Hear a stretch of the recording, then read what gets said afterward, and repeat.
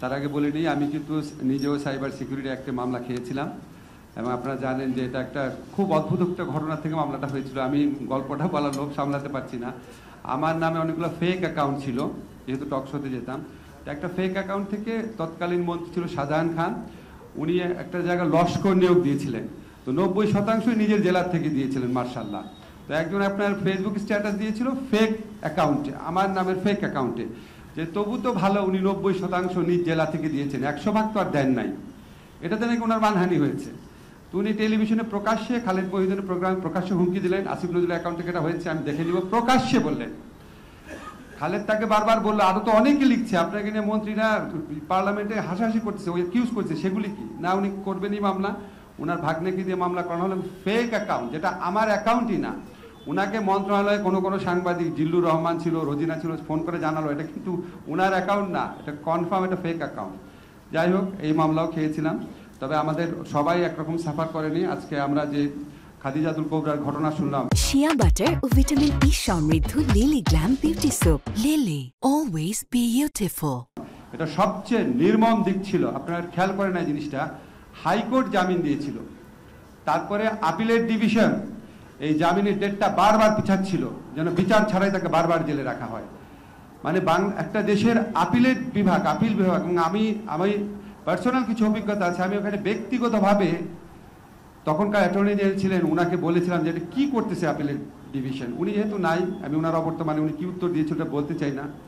যাই হোক, এই সমস্ত মর্মান্তিক অভিজ্ঞতা ছিল, আমাদের সবার মতামত আমি শুনেছি।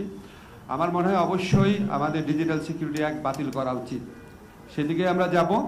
ঠিক এই মুহূর্তে পুরাটা বাতিল করব নাকি স্পিচ অফেন্স সব বাতিল করে দিব, সেটার ব্যাপারে আমি একটু, সাইমুম আছে, তারপর আমাদের মাহফুজুল হক সুপন আছে, তারা বিষয় বিশেষজ্ঞ, তারপর একদম আরও যদি কোনো বিষয় বিশেষজ্ঞ দেখে থেকে আমরা কথা বলে নিব। বাট আলটিমেট এটা বাতিল হবে।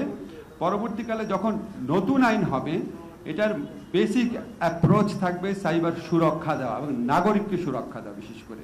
এবং সেখানে অবশ্যই আমরা নারী এবং শিশুদের, ওনাদের স্পর্শকাতরতা বিবেচনা করে সমাজে, আমাদের মতো সমাজে ওনাদের জন্য স্পেশাল সিকিউরিটি রাখার ব্যবস্থা করব।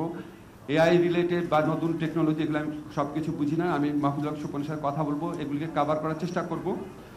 আর আমরা এরকম সেমিনার অব্যাহত রাখবো। আরেকটা জিনিস বলে রাখি আপনাদের, যে আমরা এই সাইবার সিকিউরিটি অ্যাক্ট বা এর আগের পূর্বসূরি যে মামলাগুলো ছিল সেগুলি আমরা সব প্রত্যাহারের উদ্যোগ নিয়েছি।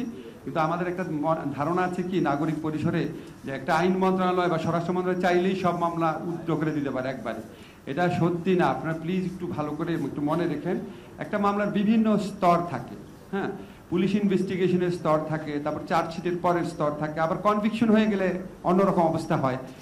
সব মামলা ইচ্ছা করলেই উইথড্র করা যায় না, এবং মামলা উইথড্র করার ক্ষেত্রে অনেক ক্ষেত্রে, বিশেষ করে যেই মামলায় কনভিকশন হয়ে যায়, সেখানে যে কনভিক্টেড হয়েছে ওনার আবেদন ছাড়া মামলা প্রত্যাহারের সুযোগ নেই। আইন মন্ত্রণালয়ের পক্ষে কোনোভাবেই এটা করা সম্ভব না।